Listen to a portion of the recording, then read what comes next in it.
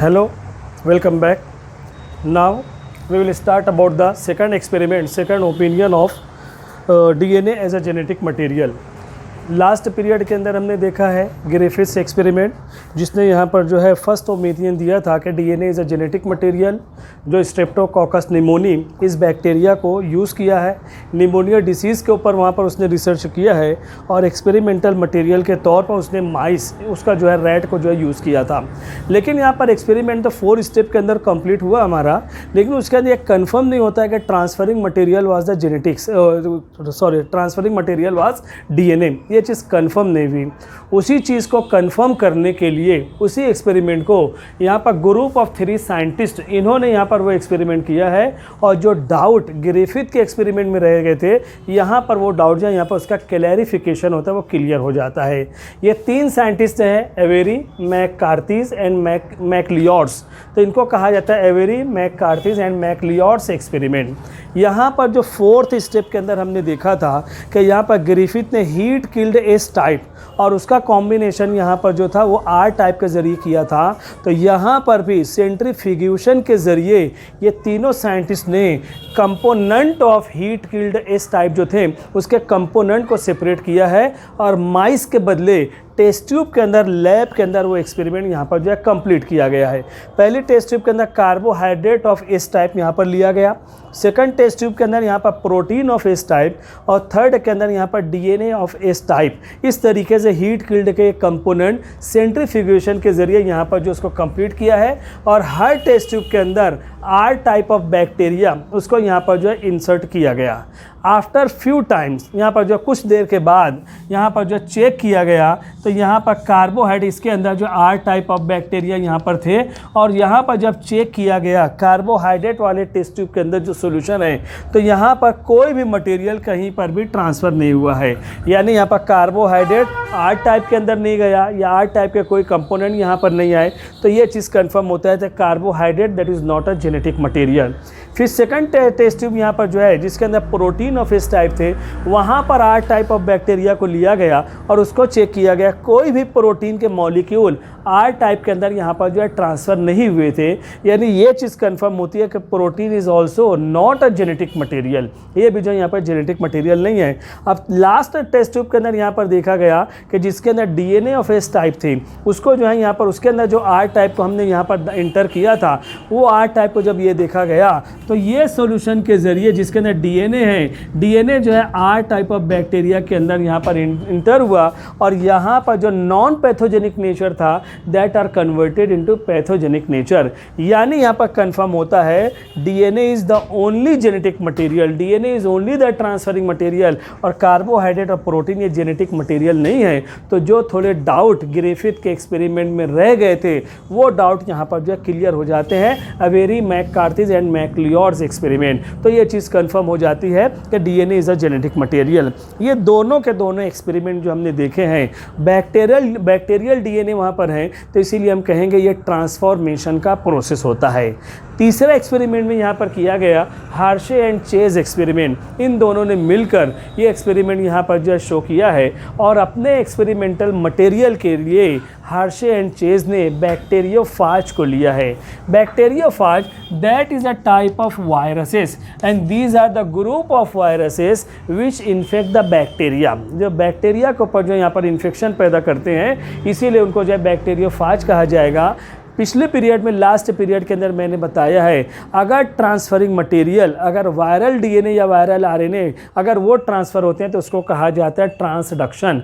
तो ग्रिफिथ और Avery, McLeod experiment bacterial DNA transfer हो रहे हैं तो ट्रांसफॉर्मेशन है, और यहाँ पर वायरल डीएनए ट्रांसफ़र हो रहा है तो उसको जो हम ट्रांसडक्शन कहेंगे।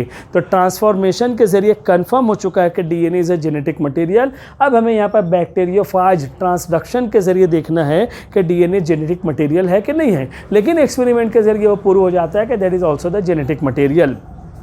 अब यहाँ पर ये जो बैक्टीरियोफाज है, जो वायरसेस होते हैं, बैक्टीरियोफाज के अंदर जेनेटिक मटेरियल डीएनए मौजूद है।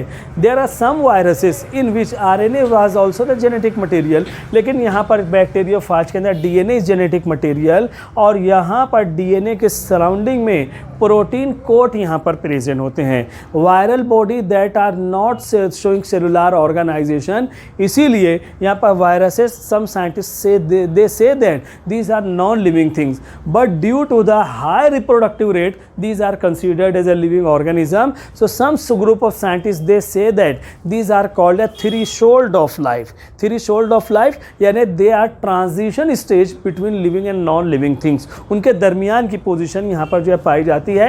बहरहाल अगर बैक्टीरियोफाज को हम देखते हैं तो दो कंपोनेंट यहाँ पर प्रेजेंट होते हैं, एक है डीएनए और दूसरा है यहाँ पर जो है प्रोटीन होता है। अब यहाँ पर इनको चेक करने के लिए either DNA is genetic material और प्रोटीन इज जेनेटिक मटेरियल, तो यहाँ पर हार्शे एंड चेज ने रेडियो एक्टिव फॉस्फोरस और रेडियो एक्टिव सल्फर का यहाँ पर जो यूज़ किया है।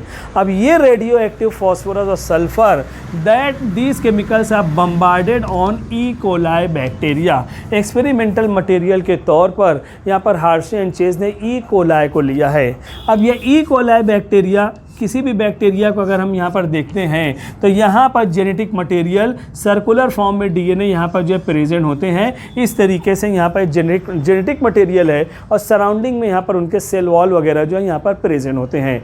अब यहाँ पर जो है रेडियो एक्टिव फॉस्फोरस और रेडियो एक्टिव सल्फर का ये बैक्टीरिया के ऊपर बम्बार्डमेंट किया गया है, डीएनए के ऊपर यहाँ पर जो है बम्बार्डमेंट किया गया है। अब एक चीज़ मैं आपको बता देता हूँ, डीएनए का जो केमिकल नेचर है उसके अंदर फॉस्फेट ग्रुप यहाँ पर मौजूद होता है, प्रोटीन का जो कंपोनेंट होता है उसके अंदर सल्फर प्रेजेंट होता है। यानी sulphur is not present in DNA and phosphorus is not present in protein, ये यहाँ पर नहीं होता है। जब यहाँ पर रेडियो एक्टिव फॉस्फोरस का बम्बार्डमेंट अगर यहाँ पर जो किया जाएगा ई कोलाई बैक्टीरिया के ऊपर, तो यहाँ पर radioactive nature that are observed in the DNA, DNA के अंदर रेडियो एक्टिव नेचर वहाँ पर पाया जाएगा। यानी रेडियो एक्टिव फॉस्फोरस डीएनए के ऊपर जो है यहाँ पर बम्बार्डमेंट वो कैच कर लेता है और ट्रांसफ़र हो जाता है।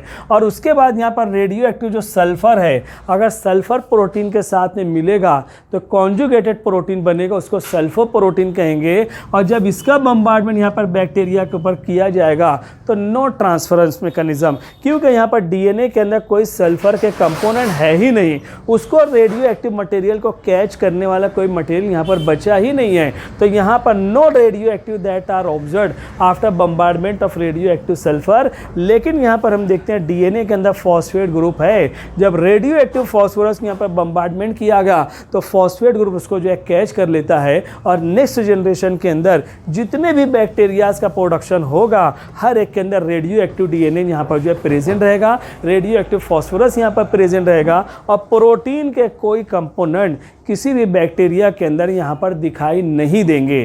तो इस एक्सपेरिमेंट के ज़रिए से भी ये चीज़ कंफर्म हो जाती है कि डीएनए ही यहाँ पर जो है जेनेटिक मटेरियल है, बाकी प्रोटीन वगैरह यहाँ पर जो है जेनेटिक मटेरियल नहीं है। तो यहाँ पर ये तीन ओपिनियन हैं, दो ट्रांसफॉर्मेशन से रिलेटेड हैं, एक ट्रांसडक्शन से रिलेटेड है।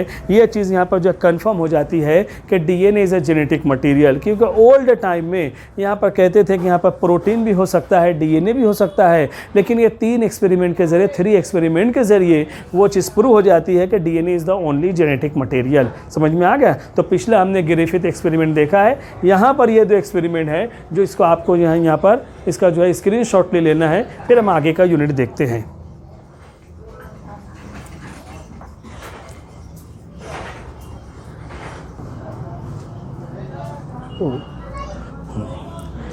Our next topic is DNA packaging.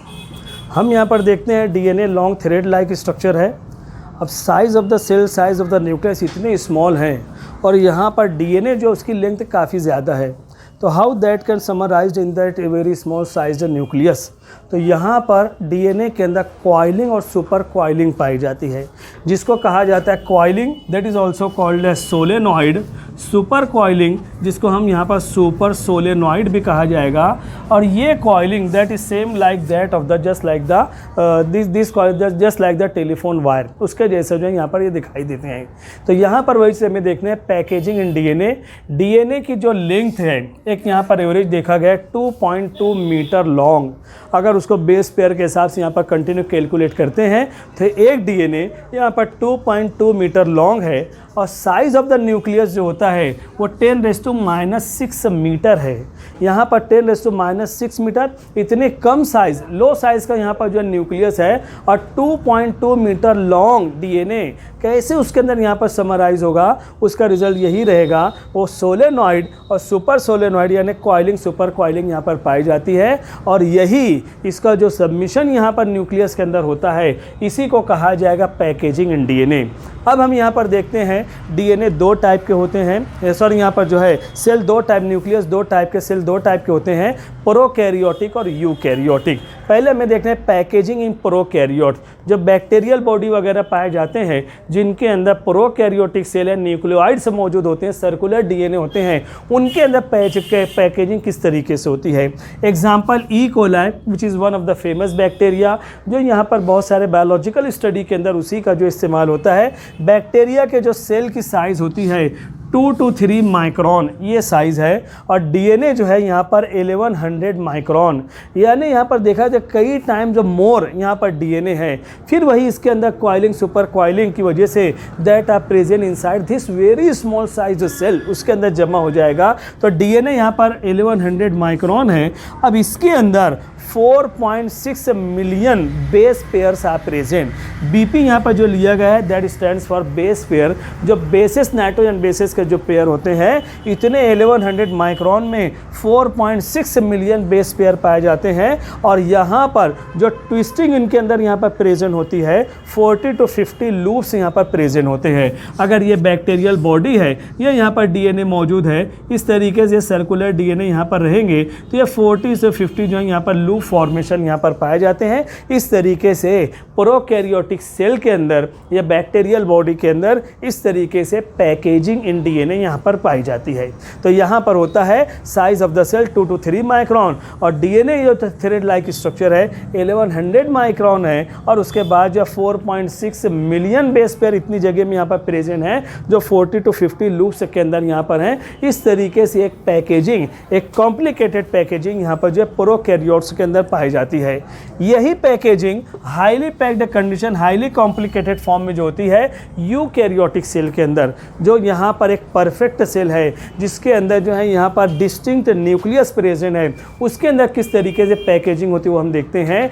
DNA अब यहाँ पर देखते हैं, डीएनए यहाँ पर यूकैरियोट के अंदर 2.2 मीटर लॉन्ग यहाँ पर होता है। न्यूक्लियस की साइज़ आपको यहाँ पर बता दी गई है 10⁻⁻6 मीटर, इतना लॉन्ग जो यहाँ पर न्यूक्लियस है। अब यहाँ पर देखा जाएगा किस तरीके से दिखाई देते हैं।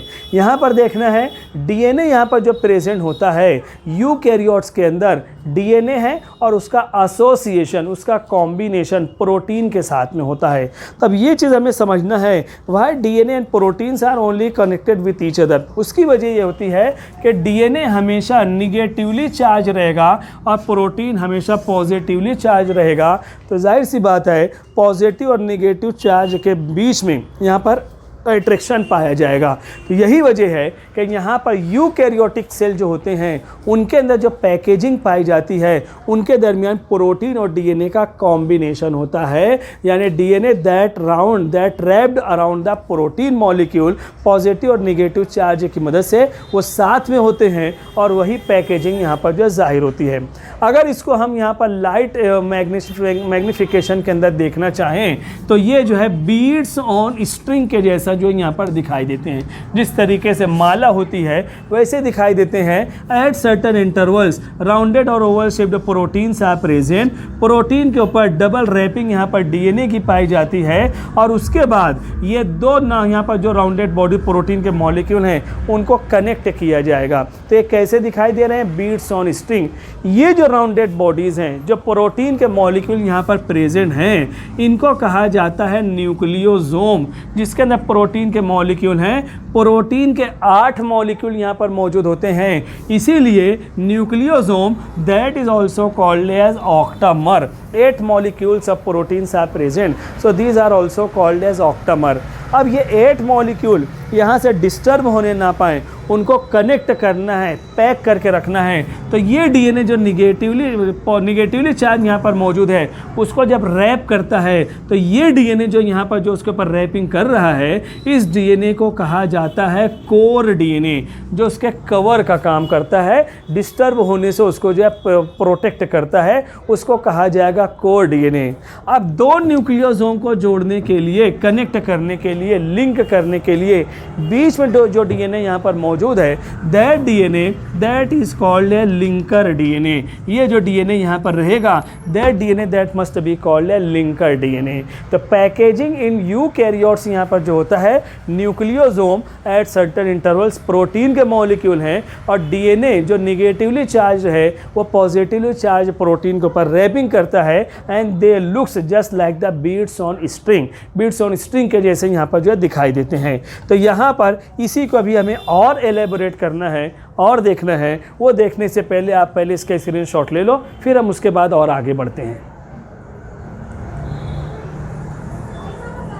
ठीक, अब इसी को जब यहाँ पर हम हाई मैग्नीफिकेशन के अंदर देखेंगे तो क्या दिखाई देगा, यहाँ पर ये न्यूक्लियोसोम के अंदर जो 8 मॉलिक्यूल, 8 ऑक्टामर यहाँ पर प्रेजेंट होते हैं। तो यहाँ पर हमें देखना है ये जो प्रोटीन यहाँ पर प्रेजेंट होते हैं न्यूक्लियोसोम के अंदर, ये जो प्रोटीन रहेंगे इनको कहा जाता है हिस्टोन प्रोटीन। ये जो प्रोटीन के मॉलिक्यूल हैं इनको हिस्टोन प्रोटीन कहेंगे। Histone protein, 5 types of histone proteins are present.